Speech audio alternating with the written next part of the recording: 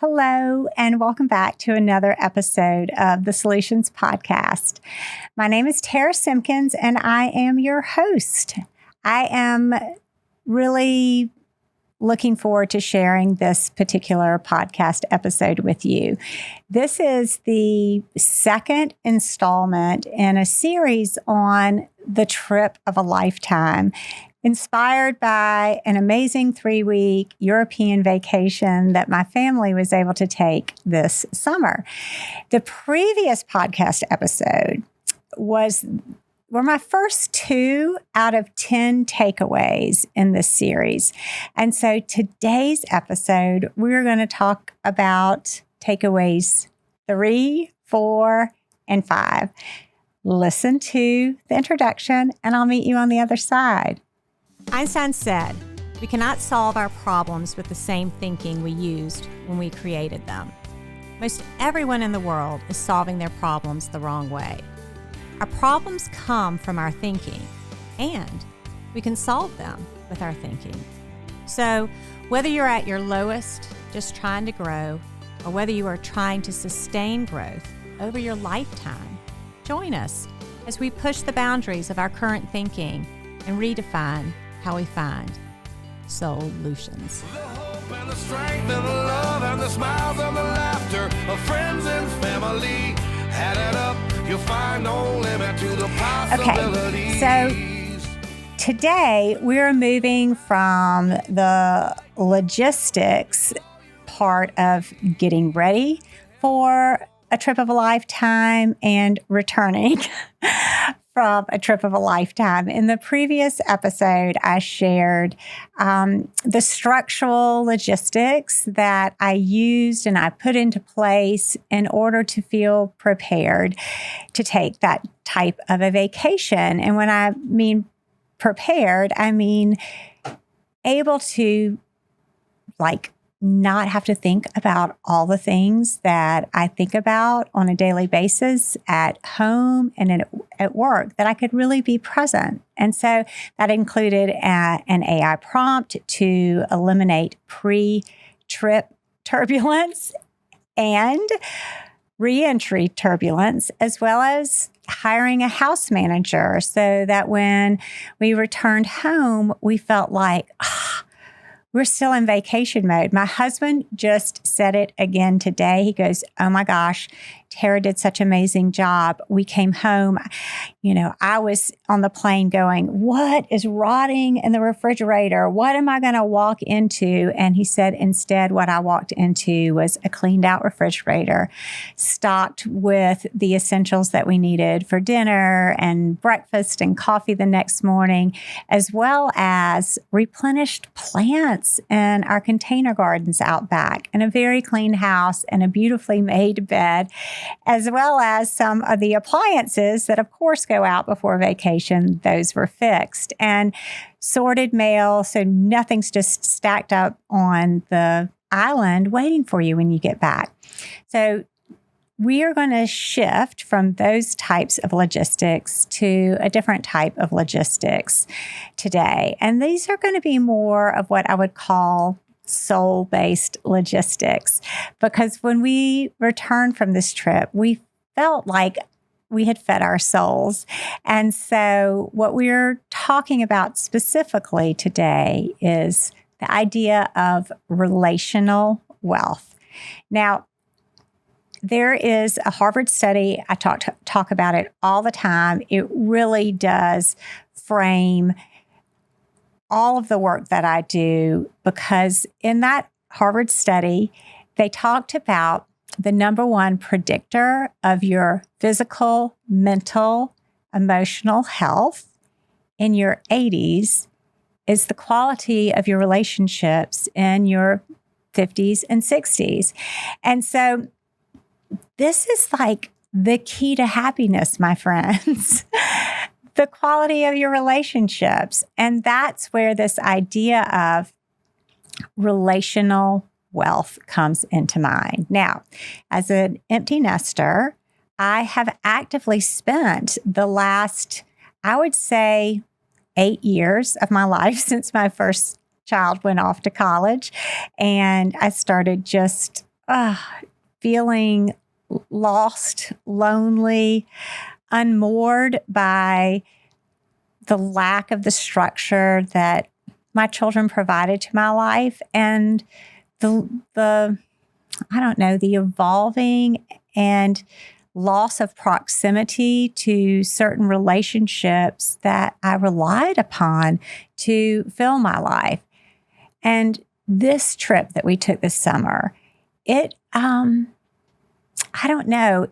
the ultimate harvest of all of that intentional work that I've not only put in over the last 8 years, but I would say through the course of my marriage, which I'm now at 33 years. And we were able to share that with our children.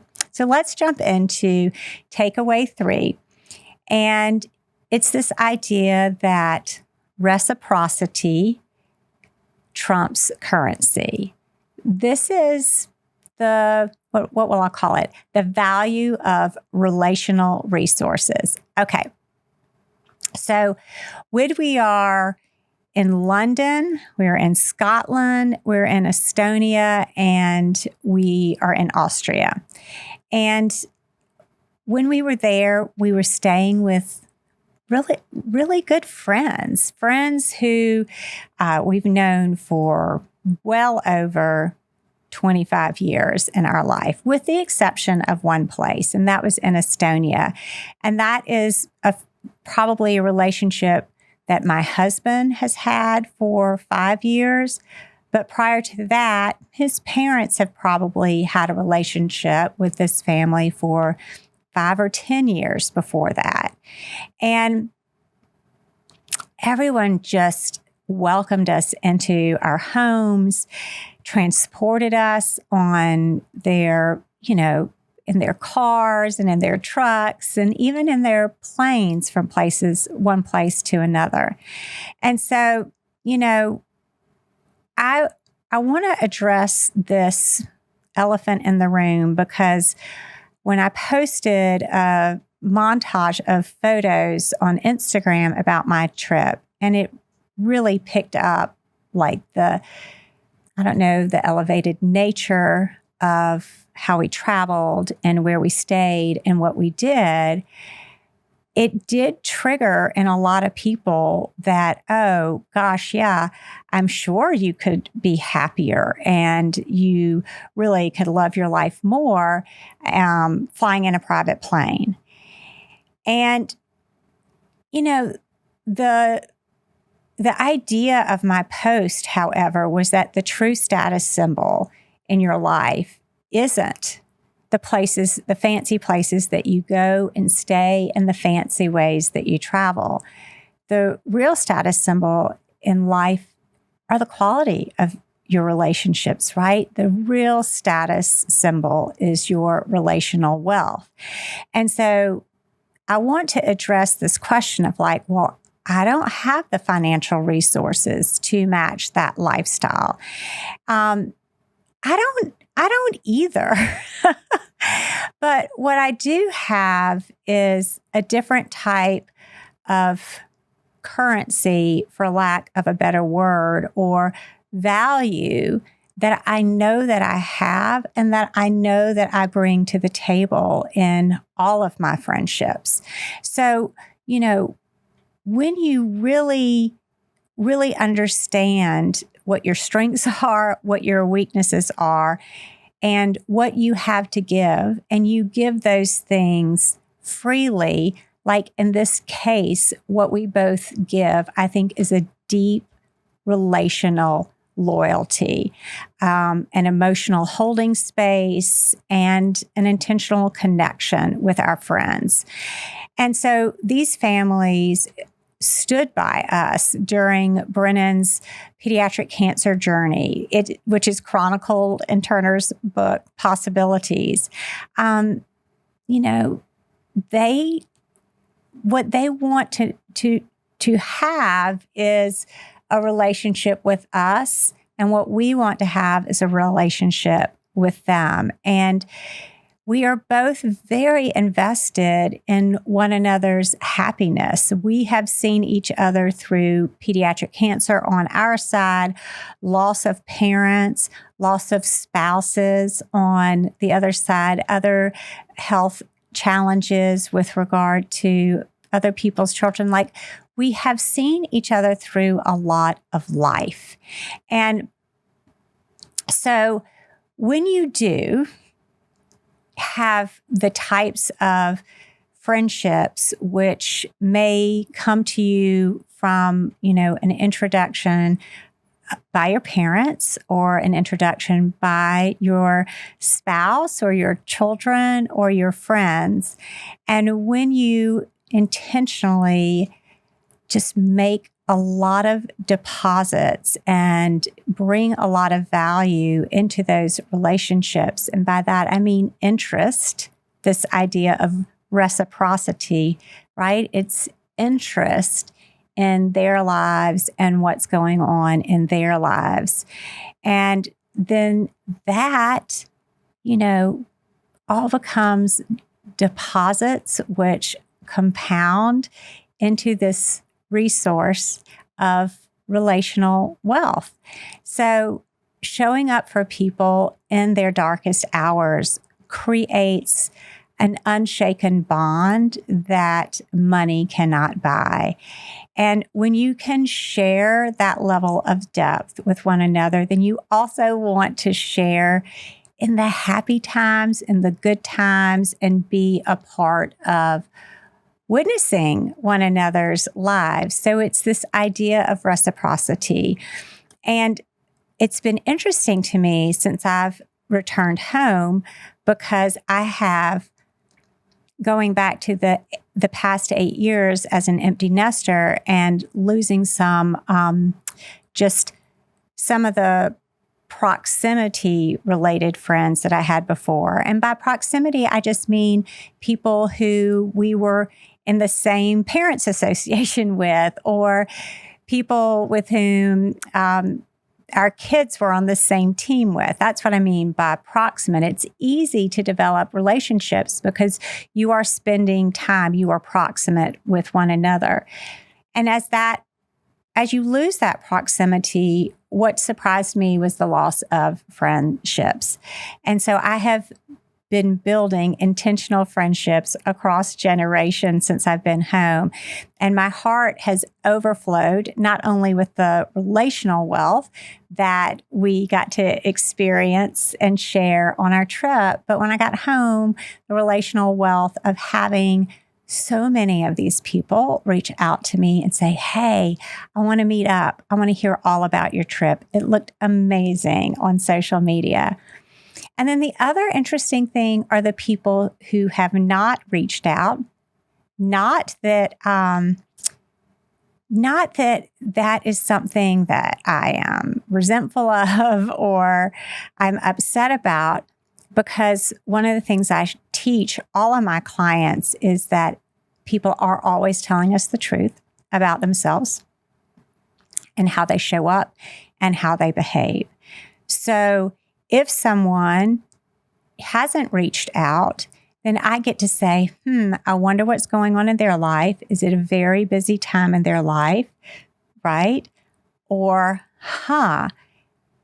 that is a person who's telling me the truth, which is they don't have the same level of value about the relationship, perhaps, as I do, or they don't have the same sense of reciprocity as I do. And in particular, like some friends that I have seen since I've gotten back, and they haven't asked me one question about the trip. And noting, like, are these people that I reach out to when they get back? And if they are, and they aren't reaching out to me, again, it's a great check-in for this idea of reciprocity and relational wealth. And you don't have to spin around thinking, what have I done wrong, or why haven't they called me or reached out to me? You can just put your hand over your heart and say, golly, I would love to share this with them. I have two choices here. I can either reach out to them on my own and say, hey, would you like to get together? I really would like to share my trip with you. Proactive, Stephen Covey 101. Or I can say, is that something I want to do with this person? Do they really actually have an express over, not just this experience, but through other things, the type of reciprocity standard that I want to interact with my friends. So that's takeaway number 3. Okay, takeaway number 4. I remember the first time I used this word and people rolled their eyes. I was a young lawyer and we were talking about like business development and different teams. And this word was cross-pollinate, but I'm going to use it here. The power of relational cross-pollination. Okay. What does that even mean?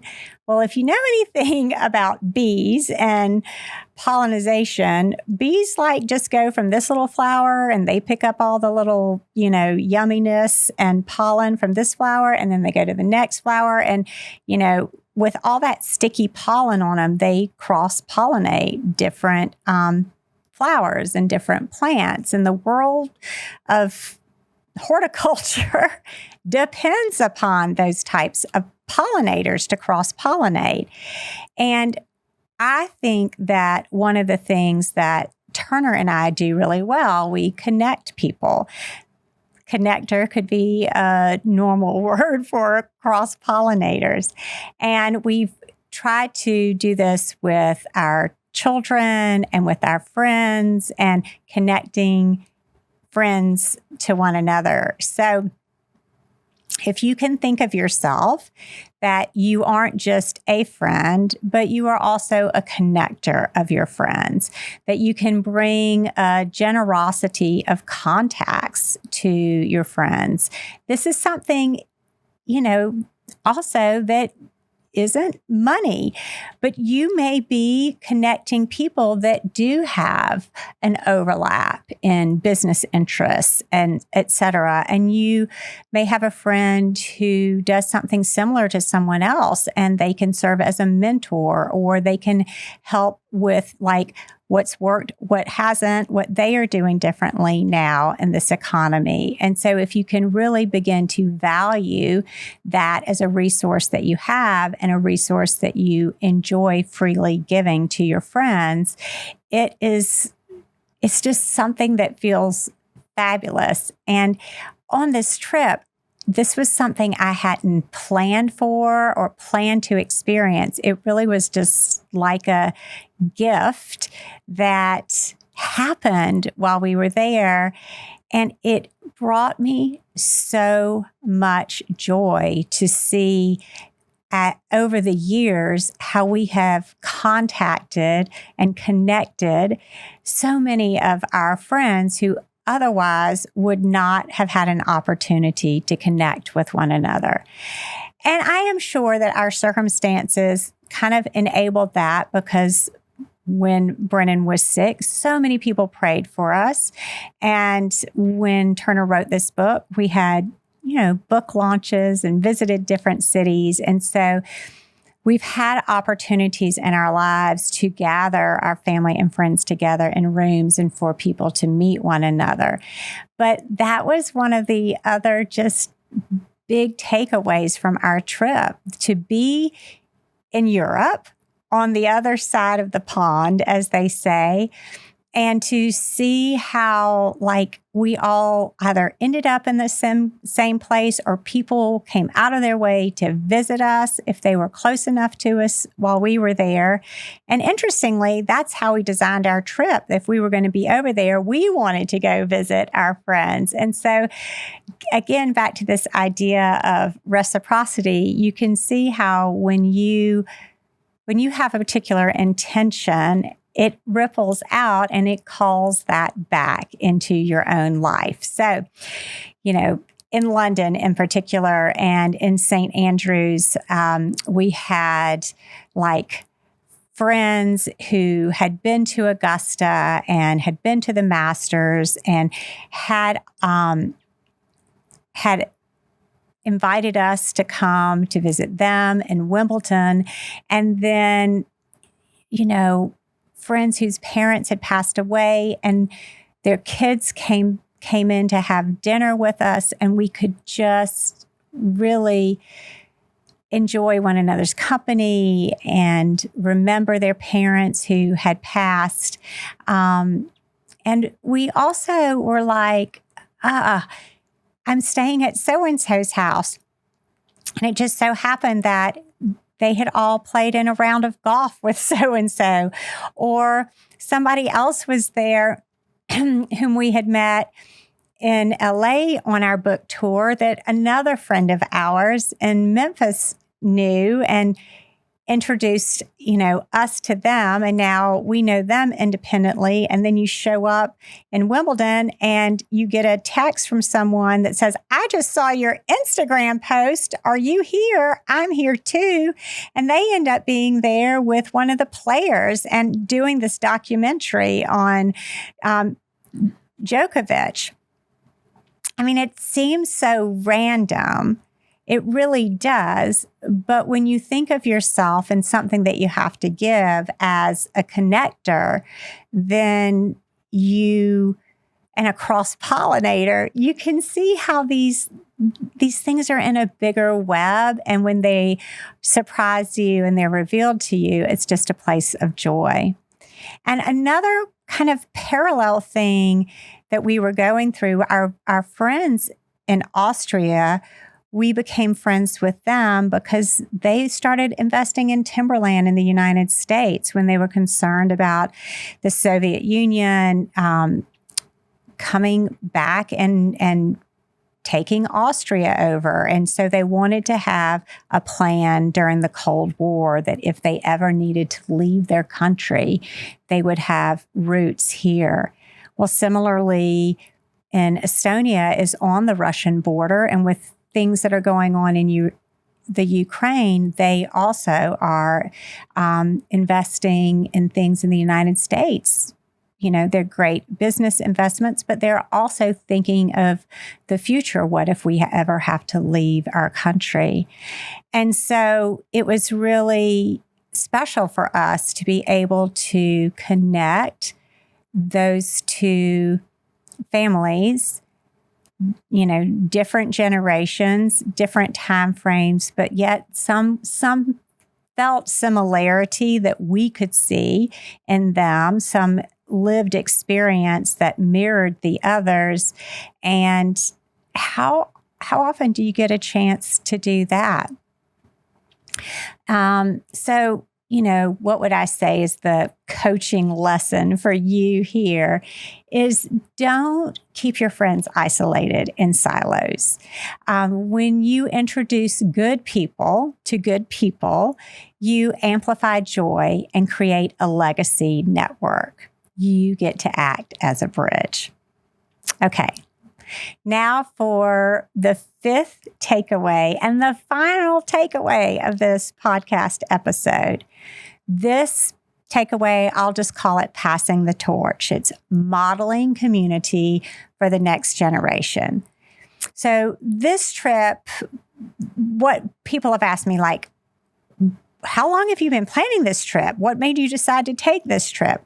Well, this trip was a trip to celebrate a milestone. And I do think that that's a great thing to organize or center a trip around. This trip celebrated the milestone of Brennan and Christopher graduating from college. And our son, Nat, when he graduated 3 years prior, these two were still in college, and we really wanted to take a trip. They're all huge golfers, and any golfer, like, one of the things at the top of their wish list is to play at St. Andrews, the birthplace of golf, and to go play golf in Scotland. And so this has been something that have been my kids' dream for a very long time. And we decided to use this milestone as an opportunity to do this. As Turner says, it is a dream for any father to take and play golf in Scotland with them. So now the boys are 26, 24, and 23. And they are at this new cusp in their own lives. They are entering this young adult stage. They really are flying the nest. And so the other thing that we wanted to act as a bridge for is a bridge for our kids. They knew all of these people that we got to visit with as young children. And now this idea of passing the torch is there's a next generation on our side with our kids and on our friends' side with their kids. And the opportunity to connect our children with their children and their grandchildren in their home, countries and in their homes was really something that was important to us. It's like because Turner and I had been investing in these relationships for well over 20 years. I mean, one of our dear friends flew over from Ireland to Scotland just to have lunch with Turner and the boys. He's like, I couldn't let this opportunity pass us by. Another friend who had given us, now this is a little bit of Catholic trivia here, but in the Catholic Church, there's this practice. It's an old practice, like hundreds of years old, probably even thousands of relics, of having relics of saints, and that they would be maybe a piece of bone or a piece of cloth or something that had belonged to this particular saint. And so you have it in a relic. There's also another piece of Catholic trivia, a concept of, with regard to a saint needs to have performed, or not necessarily performed, but a miracle needs to be attributed to that saint's faith. And so a very famous saint, Saint Therese of Lisieux, who is not just a saint, but a doctor in the Catholic Church. I know I'm going deep here on you, but I promise it's going to make sense here with regard to your relational wealth. Their parents, the Martins, was Saint Therese's parents, and we have a friend who is in charge of the cause of the Martins. And so when Brennan became ill, this friend who flew from Ireland to Scotland just to have lunch with the boys, flew to America to deliver these relics to us to just be in the hospital room with Brennan. And then fast forward to when we took Brennan's Make-A-Wish trip, he wanted to go to Normandy. And Normandy is very close to Lisieux, where Saint Therese was from, and her parents, the Martins. And this same friend said, well, we have to go see the nuns at Lisieux and then have you testify to the Monsignor who's there, who's in charge of receiving testimony about miracles. And so on Brennan's Make-A-Wish trip, which was 12 years ago, this same gentleman came to Lisieux and went through all of that with us. And he said, if y'all are going to Scotland to play golf, I want to come over and play golf with you and bring my son and just let's spend great time on a golf course. So, the coaching lesson here for you is the same one that we were hoping for our boys, but which was, your children are watching how you build your village. And by intentionally keeping these multi-generational friendships alive, Nat, Brennan, and Christopher didn't just see beautiful golf courses. They witnessed what lifelong loyalty looks like. Back to that idea of reciprocity. And they learned how to be men who value relationships, and they learned what it looks like to be men who value relationships and what that means to your life, how deeply relationally wealthy that we are and that they are, and how much love and meaning are part of that relational wealth, and that it is something to not take for granted. And it is something that needs to be nurtured and tended to, and that you go out of your way for, and you find your people who also value that level of relational depth and longevity. So, I want to bring all of this back to the present moment and just encourage you to